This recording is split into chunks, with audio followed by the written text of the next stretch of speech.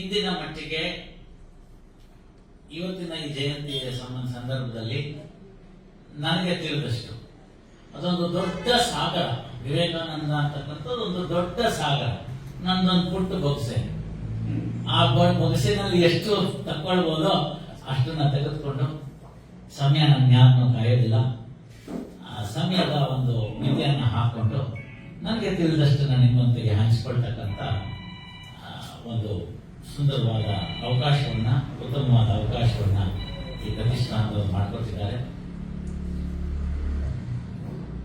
ಈ ದೇಶ ಅಂಥ ದೇಶ, ಈ ರಾಷ್ಟ್ರ ಆ ತರಹದ ಒಂದು ದೊಡ್ಡ ರಾಷ್ಟ್ರ. ಈ ಭೂಮಿ, ಭರತ ಭೂಮಿ ನನ್ನ ತಾಯಿ ನನ್ನ ಪೊರೆವ ತೊಟ್ಟಿಲು ಅಂತ ಹೇಳಿಸಿಕೊಂಡಂತ ಕವಿವಾಣಿ. ಅಂತಹ ಒಂದು ಈ ಭಾರತ ಮಾತೆಯ ಮಡಿಲಲ್ಲಿ ಆಗಿ ಹೋದ ಅದೆಷ್ಟು ಅನರ್ಘ್ಯ ರತ್ನಗಳು ನಮಗಂತೂ ಲೆಕ್ಕಕ್ಕೆ ಸಿಗ್ಲಿಕ್ಕಿಲ್ಲ. ಅಂತಹ ಅನರ್ಘ್ಯ ರತ್ನಗಳಲ್ಲಿ ಕೇವಲ ಹಿಂಗೆ ಬಂದು ಮಿಂಚಿ ಮಾಯವಾದಂತಹ 39 ವರ್ಷಗಳ ಕಾಲ ಸಾರ್ಥಕ ಜೀವನವನ್ನ ನಡೆಸಿದಂತ ಒಂದು ಅತ್ಯುತ್ತಮ ಅಮೂಲ್ಯವಾಗಿರ್ತಕ್ಕಂಥ ರತ್ನ ಅಂತಂದ್ರೆ ಅದು ವಿವೇಕಾನಂದ. ಜೀವನ ಚರಿತ್ರೆ ಎಲ್ಲ ತಮಗೆ ಗೊತ್ತಿರುತ್ತೆ, ಆ ಭಾಗ ಬಿಡ್ತೀನಿ. ಬಾಲ್ಯ, ಶೈಶವ ಇವುಗಳನ್ನೆಲ್ಲನೂ ಬಿಡ್ತಾ ಹೋಗೋಣ. ಪ್ರಾಮುಖ್ಯತೆ ಬಂದಿದ್ದು ತಮಗೆಲ್ಲ ತಿಳಿದಿರೋ ಹಾಗೆ ವಿವೇಕಾನಂದರ ಜೀವನದಲ್ಲಿ ಅವರ ಸಂಚಾರದಿಂದ ಮೈಸೂರಿಗೂ ಬಂದಿದ್ರು, ಬೆಳಗಾವಿಗೆ ಬಂದಿದ್ರು, ಮಹಾರಾಜರ ಒಂದು ಆತಿಥ್ಯವನ್ನ ಸ್ವೀಕರಿಸಿದ್ರು, ಬೆಂಗಳೂರಿನಲ್ಲಿ ಕೆಲವು ಕಾಲಗಳಿದ್ರು. ಹಾಗೆ ದಕ್ಷಿಣದ ಇನ್ನಿತರ ಭಾಗಗಳಾಗಿರ್ತಕ್ಕಂಥ ಈಗಿನ ಚೆನ್ನೈ, ಆಗಿನ ಮದ್ರಾಸ್ನಲ್ಲಿ ಕೂಡ ಇದ್ದರು. ಅದಲ್ಲದೆ ವಿದೇಶಕ್ಕೆ ಹೋಗಬೇಕಾದಂತ ಅವಕಾಶಗಳೆಲ್ಲ ತಾವು ನೋಡಿದೆ. ಅದರ ಬಗ್ಗೆ ಹೆಚ್ಚಿನ ವಿವರಗಳನ್ನ ಈ ಸಂದರ್ಭದಲ್ಲಿ ಪ್ರಸ್ತಾಪಿಸೋದು ಅನಗತ್ಯ. ಆದರೆ ವಿವೇಕಾನಂದರನ್ನ ನೋಡಿದಾಗ ಸನ್ಯಾಸತ್ವದಲ್ಲಿ ಸಾರ್ಥಕ್ಯ ಕಾಣೋದು ಹೇಗೆ ಅನ್ನೋದು ಬರುತ್ತೆ. ಸ್ವಲ್ಪ ಹಿಂದಕ್ಕೆ ಹೋಗ್ಬೇಕಾಗತ್ತೆ. ಇತಿಹಾಸವನ್ನು ನೋಡಿದಾಗ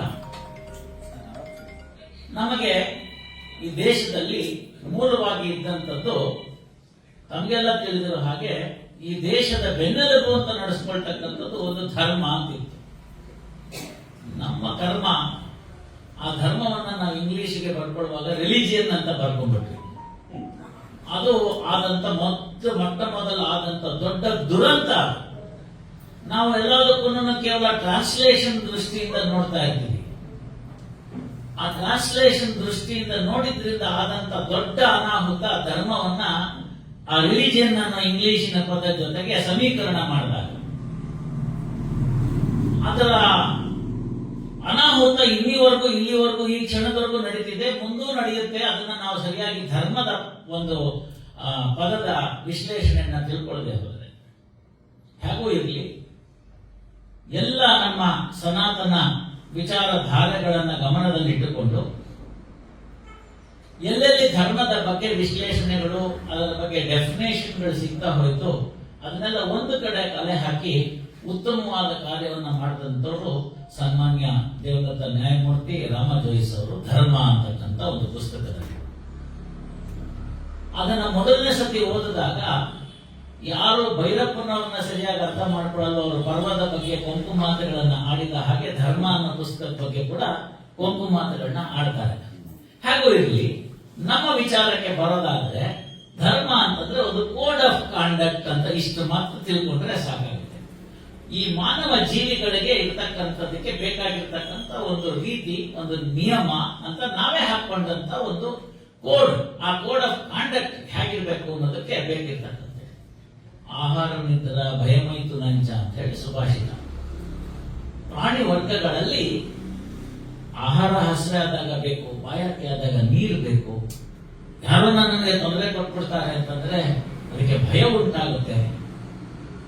ಸಣ್ಣ ಜೀವಿ ಇರ್ಬೋದು, ಗುಬ್ಬಚ್ಚಿ ಗೂಡಿಗೆ ನೀವು ಕೈ ಹಾಕಿ, ಅದು ಚೆನ್ನಾಗಿ ಗೊತ್ತಿದೆ ನಾನು ಇನ್ನೊಂದು ಕ್ಷಣದಲ್ಲಿ ಸತ್ತೋಗ್ತೀನಿ ಅಂತ. ಆದರೂ ಕೂಡ ಆ ಗುಬ್ಬಚ್ಚಿ ತನ್ನ ಗುಬ್ಬಚ್ಚಿಯಾಗಿರ್ತಕ್ಕಂಥದ್ರಲ್ಲಿರ್ತಕ್ಕಂಥ ಉಗುರಿನಿಂದ ನಮಗೆಲ್ಲ ಪರೀಕ್ಷಿಬಿಡುತ್ತೆ. ಸಾಯೋಬಲ್ಲು ಪರೀಕ್ಷಿ ಚೆನ್ನಾಗಿ ಅದನ್ನೆಲ್ಲ ಒಂದು ಅಲ್ಲಿ ಕಲೆಗಳನ್ನ ಉಂಟು ಮಾಡುತ್ತೆ. ನಾವು ಎಷ್ಟೋ ವರ್ಷಗಳಾದ್ಮೇಲೆ ನೋಡ್ಕೊಂಡ್ರೆ ಎಲ್ಲ ಗುಬ್ಬಚ್ಚಿಯೇ ಪರೀಕ್ಷಿಬಿಟ್ಟಿಯ ಅಂತ ಅನ್ಕೋತಾ ಇದ್ದೀವಿ. ಈ ತರ ಭಯಕ್ಕೆ ಬಂದಿರತಕ್ಕಂಥ ರಿಯಾಕ್ಷನ್ ಇರ್ತಕ್ಕಂಥದ್ದು ಪ್ರಾಣಿ ವರ್ಗದಲ್ಲೂ ನಿದ್ರಾ, ಭಯ, ಮೈಥುನ ಇವೆಲ್ಲ ಆಗ್ತಾ ಹೋಯ್ತು.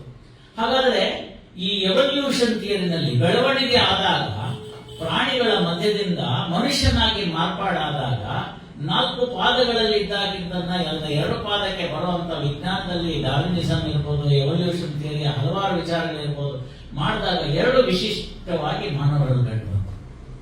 ಮೊದಲನೇದು ನಗು, ಬೇರೆ ಪ್ರಾಣಿಗಳಿಗೆ ನಗಕ್ಕೆ ಬರುವುದಿಲ್ಲ. 2ನೇದು ಆ ಮಾನವತೆ ಅಂತಕ್ಕಂಥ ಒಂದು ಮಿಡಿತಕ್ಕಂಥ ಹೃದಯ.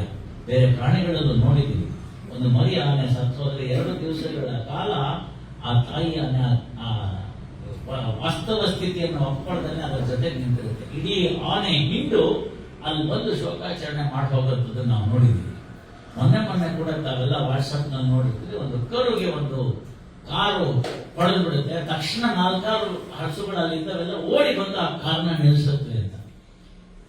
ಇಷ್ಟು ಪ್ರಾಣಿಗಳಲ್ಲಿ ಇಷ್ಟು ಧರ್ಮ ಇರುವಾಗ ಇಷ್ಟೆಲ್ಲ ತಿಳ್ಕೊಂಡಿರ್ತಕ್ಕಂಥ ಮನುಷ್ಯನಿಗೆ ಸಂವಹನಕ್ಕೆ ಇರ್ತಕ್ಕಂಥ ಒಂದು ಮಾತನ್ನ ಕೊಟ್ಟಾಗ, ಅನುಕರಣೀಯ ವಿಚಾರಗಳನ್ನ ತಿಳಿಸ್ಕೊಟ್ಟಾಗ ಸರಿ ಯಾವುದು ತಪ್ಪು ಯಾವುದು ಅಂತ ಸ್ವಲ್ಪ ಹಿಂದಕ್ಕೆ ಹೋಗಿ ನೋಡಿದಾಗ ಆ ಶಿಲಾಯುಗದ ಜನರಲ್ಲಿದ್ದಾಗ ಬಂದಂತಹ ಕೆಲವು ವಿಚಾರಗಳು, ಅದರಲ್ಲಿ ಇದ್ದಂತಹ ರೀತಿ ನೀತಿಗಳು, ಅದನ್ನೆಲ್ಲ ಗಮನಕ್ಕೆ ಇಟ್ಕೊಂಡು ನಮಗೆ ನಾವೇ ಉತ್ತಮವಾಗಿರ್ತಕ್ಕಂಥ ಜೀವನವನ್ನ ನಡೆಸೋದು ಹೇಗೆ ಅಂತ ಮಾಡಿಕೊಂಡಾಗ ಕೆಲವು ಕಟ್ಟುಪಾಡುಗಳನ್ನ ಹಾಕೊಂಡು ಬಂದ್ವಿ. ಹಾಗೆ ಕಟ್ಟುಪಾಡುಗಳನ್ನು ಹಾಕೊಂಡು ಬರುವಾಗ ಕೆಲವನ್ನ ನಾವು ಒಪ್ಪಿದ್ವಿ, ಕೆಲವನ್ನ ಬಿಟ್ವಿ.